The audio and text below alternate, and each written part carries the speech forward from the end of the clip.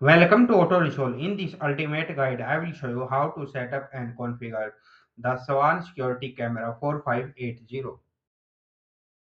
Step 1.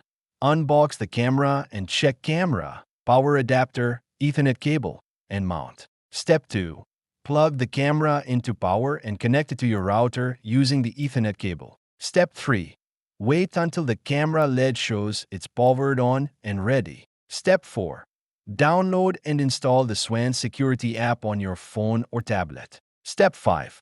Open the app and sign in or create a Swann account. Step 6. Tap Add Device and select Swann Camera Model 4580. Step 7.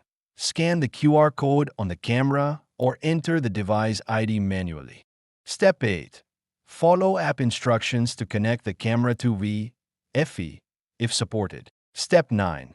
Place the camera in the desired location and adjust the viewing angle. Step 10. Secure the camera using the mounting screws. Step 11. In the app, set motion detection sensitivity and alert settings. Step 12.